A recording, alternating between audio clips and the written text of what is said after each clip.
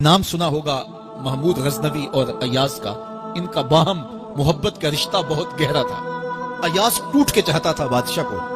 अब दीगर मुसाहिबीन हसद करते थे, बुग़्ज़ रखते थे। वो कहते थे ये कोई क्या इसमें करिश्मा और कमाल है कि बादशाह इसको इतना ही चाहता है।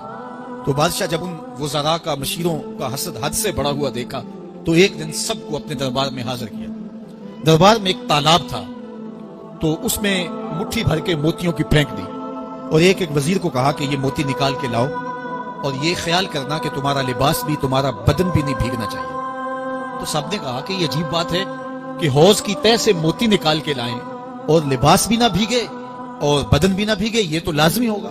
फिर दूसरे वजीर को कहता कि ये मोती निकाल के लाओ, तुम्हारा लिबास भी नहीं भीगना चाहिए, तुम्हारा बदन भी नहीं भीगना चाहिए।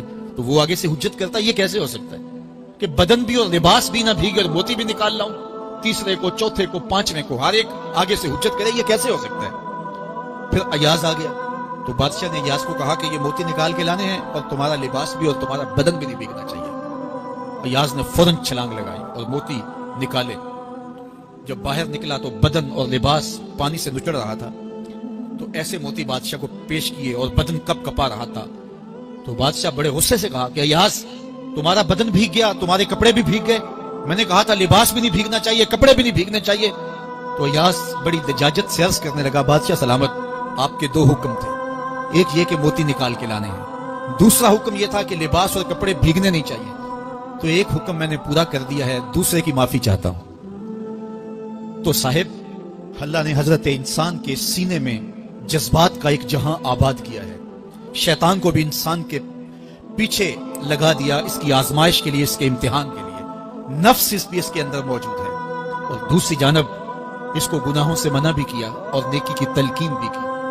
अब कितनी मुश्किल जिंदगी है हजरत इंसान की, आई जान शिकंजे अंदर जिवें वेलने दे विच गन्ना। कितनी मुश्किल जिंदगी है। ख्वाहिशें हैं कि आवारा हैं, आरजुएं हैं कि बेकाबू हैं, और दूसरी जानब अल्लाह का हुक्म है। अब क्या करे?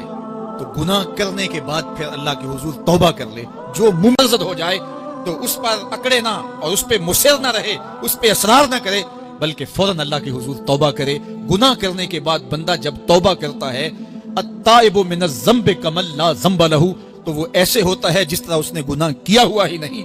बंदा 100 बार गुनाह करके तौबा करे, अल्लाह 100 बार माफ फरमा दे। वो करीम है, 70 माओं से ज्यादा प्यार करता है। तो बंदे उसकी दहलीज पे जब तौबा करते हैं, रुजू करते हैं और उससे माफी मांगते हैं, तो वो ये नहीं देखता कि ये गुनाहगार कितना बड़ा है। वो ये देखता है कि ये मेरी दहलीज पे आया है और उसके माँ कबल के सारे गुनाह माफ भी करता है, बल्कि गुनाहों को बदल के नेकियों में भी तब्दील कर देता है। आइए अब कुरान मजीद में उन लोगों की कहानी भी पढ़ी है जो अपनी जिंदगी को अपने मालिक के नाम लगा चुके हैं और उनसे अगर कोई मामला सरजद हो जाता है तो वो किस कदर अल्लाह से डरते हैं।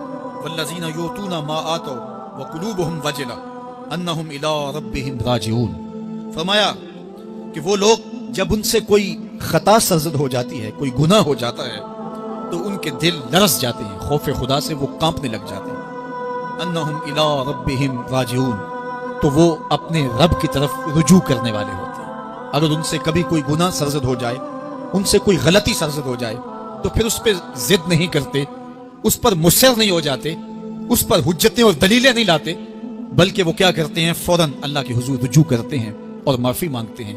और अल्लाह को ये बहुत पसंद है कि कोई मुझसे माफी मांगे और अल्लाह उन्हें माफ कर देता है। अल्लाह अकबर।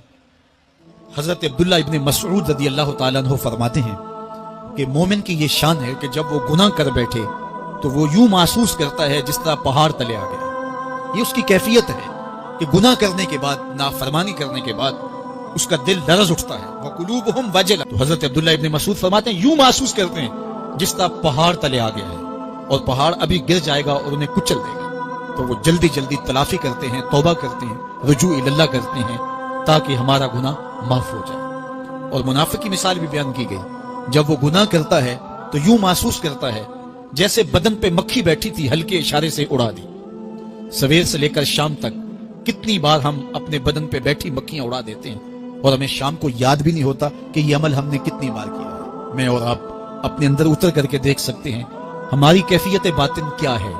नमाजें छोड़ी, झूठ बोला, गिबत की, चुगली की, کسی کا دل دکھایا، کسی کو تکلیف دی، گالی گلوچ کیا، سب و شتم کیا، سویر سے شام تک کیا کیا گناہ کیے، کبھی خیال بھٹکے، کبھی سوچیں آوارہ ہوئیں، کبھی نگاہوں نے بدکاریاں کی، کبھی زبان نے جرم کیے، اور شام کو ہمیں یاد بھی نہیں ہوتا کہ آج ہم نے کیا کیا جرائم کیے، آج ہم نے کیا کیا گناہ کیے۔ اگر ہماری یہ کیفیت ہے تو یہ عملی نفاق ہے کہ بدن پہ مکھی بیٹھی اور اڑا دی، اور اگر ہماری کیفیت یہ ہے کہ گناہ کے بعد یہ محسوس ہوتا ہے کہ ہم پہاڑ تلے آ گئے ہیں اور اللہ کی ناراضگی ہم نے مول لے لی ہے، اور جلدی جلدی توبہ کر کے رجوع کرنے کی جانب بڑھتے ہیں، تو پھر مبارک ہو، نہیں تو مجھے اور آپ کو اپنا محاسبہ کرنا چاہیے۔ ہمارے دلوں پر زنگ چڑھ گئے ہیں اور ہماری کیفیت یہ ہو گئی ہے کہ گناہ کرنے کے بعد بھی ہم ڈٹے رہتے ہیں، جبکہ زندگی اصحاب رسول کی دیکھیے ان سے بھی کبھی کوئی خطا سرزد ہو جاتی تو وہ فوراً اس گناہ کی تلافی کے لیے حضور کی بارگاہ میں حاضر ہو جاتے۔ حضرت ابو لبابہ رضی اللہ تعالیٰ عنہ نے اپنے آپ کو مسجد نبوی ہوا تو پھر حضور کے ہاتھوں سے اپنے آپ کو انہوں نے کھلوایا۔ ایک خاتون حضور کی خدمت میں حاضر ہوئی اور عرض کی، یا رسول اللہ صلی اللہ علیہ وسلم، مجھ سے بدکاری سرزد ہو گئی ہے اور میرے پیٹ میں بچہ ہے، اور میں چاہتی ہوں کہ آخرت کی سزا کی بجائے دنیا کے اوپر اس کی سزا مجھے دے دی جائے تاکہ میں پاک ہو جاؤں اور صاف ہو جاؤں، کیونکہ آخرت کی سزائیں بہت سخت ہیں۔ اللہ کے محبوب علیہ السلام نے جبریل امین سے ایک دن پوچھا تھا، مجھے جہنم کے عذابوں کا ذکر سناؤ، تو عرض کی، یا رسول اللہ صلی اللہ علیہ وسلم، سب سے ہلکا عذاب، اخف العذاب، ہلکا ترین عذاب یہ ہے کہ جہنمی کے پاؤں میں آگ کے جوتے رکھے جائیں گے، باقی اس کے پورے بدن پہ آگ نہیں ہوگی، صرف آگ کے جوتے اس کو پہنائے جائیں گے، لیکن اس کی حدت، گرمی اور شدت اتنی ہوگی، یغلی منہما دماغہ، اس کی شدت سے اس کا دماغ پگھل کر ناک اور کانوں کے ذریعے سے باہر آنا شروع ہو جائے گا۔ یہ سب سے ہلکے عذاب کی کیفیت ہے، اور جو عذاب سخت ہیں اللہ یاز بھی۔ اللہ تعالیٰ قرآن مجید میں فرماتا ہے، ثم لا يموت فيها ولا يحيى، اس بڑے عذاب کا ذکر کیا جو جہنمیوں کو دیا جائے گا، فرمایا اس عذاب کی کیفیت یہ ہوگی، بندہ نہ جیے گا نہ مرے گا۔ جیے گا اس لیے نہیں کہ آگے اور پیچھے، دائیں اور بائیں آگ ہی آگ ہوگی، تو اس آگ میں جینا کو جینا تو نہیں ہوگا، اور مرے گا اس لیے نہیں کہ موت کو موت آ چکی ہے۔ جنت میں جنتیوں کو ایک ہی ڈر اور خدشہ ہوگا کہیں موت نہ آ جائے، اور جہنمیوں کو ایک ہی امید ہوگی کہیں موت آ جائے اور جان چھوٹ جائے۔ اللہ تعالیٰ مینڈے کی شکل میں موت کو لائے گا اور موت کو ذبح کیا جائے گا۔ جنتی جنت سے اور جہنمی جہنم سے دیکھ رہے ہوں گے، جب موت کو ذبح کر دیا جائے گا، اب موت نہیں ہے، تو جنتی اتنے خوش ہو جائیں گے کہ اگر موت کو موت نہ آئی ہوتی تو یہ خوشی سے مر جاتے، اور جہنمی اتنے مایوس، دکھی اور پریشان ہوں گے کہ اگر موت کو موت نہ آئی ہوتی تو یہ صدمے سے مر جاتے، تو وہ کانوں کے راستے سے باہر آ جائے۔ تو اس نے عرض کی، یا رسول اللہ صلی اللہ علیہ وسلم، میرے اوپر حد جاری کر دیجئے، اور اس نے کہا کہ میرے پیٹ میں جو ہے وہ بچہ ہے۔ اللہ کے محبوب علیہ السلام نے فرمایا، جاؤ جب بچہ پیدا ہو تو پھر آنا۔ وہ چلی گئی، تو جب بچہ پیدا ہوا تو گود میں اٹھائے پھر حضور کی خدمت میں حاضر ہوئے اور عرض کی، یا رسول اللہ، یہ ہے بچہ جو میں نے گناہ کیا تھا، بدکاری کی تھی، آج یہ اس کی نشانی ہے۔ تو اللہ کے محبوب علیہ السلام نے فرمایا کہ اسے لے جاؤ اور اسے دودھ پلاؤ، اور جب یہ کچھ کھانے پینے لگ جائے گا تو پھر آنا۔ تو تھوڑی دیر کے بعد، کچھ دنوں کے بعد، وہ دوبارہ حاضر ہوئی اور اس نے اس بچے کے ہاتھ میں روٹی کا ٹکڑا دیا ہوا تھا، اور عرض کی، یا رسول اللہ، دیکھ لیجئے اب یہ روٹی کھانے لگ گیا ہے۔ اللہ اکبر۔ تو اللہ کے محبوب نے فرمایا، انہیں لے جاؤ اور جا کے انہیں سنسار کر دو۔ اس کی یہ حد بنتی تھی، اس کو سنسار کیا، اور اس نے خود یہ سزا اپنے لیے قبول کی۔ مائز ابن مالک اسلمی عرض کی، یا رسول اللہ، طاہر نہیں، مجھے پاک کر دیجئے۔ میرے حضور نے فرمایا، جاؤ اللہ سے معافی مانگو۔ وہ گئے اور معافی مانگی، بے چینی اتنی تھی، پھر آ گئے اور عرض کی، طاہر نہیں یا رسول اللہ، حضور مجھے پاک کر دیجئے۔ فرمایا، جاؤ اللہ سے معافی مانگو۔ وہ گئے، معافی مانگی، پھر پلٹ آئے، تیسری مرتبہ، چوتھی مرتبہ۔ آقا کریم نے فرمایا، فیما اطہرک، تمہیں کہا اللہ سے معافی مانگو، کریم ہے، معاف کر دے گا، تم پھر پلٹ آتے ہو، تمہیں کس جرم سے پاک کروں؟ قال من الزنا، عرض کی، مجھ سے بدکاری ہو گئی ہے اور میں چاہتا ہوں کہ دنیا پر فارغ ہو جاؤں۔ حضور نے فرمایا کہ اس کا توازن عقلی تو ٹھیک ہے؟ عرض کی، حضور صحیح الحواس ہے۔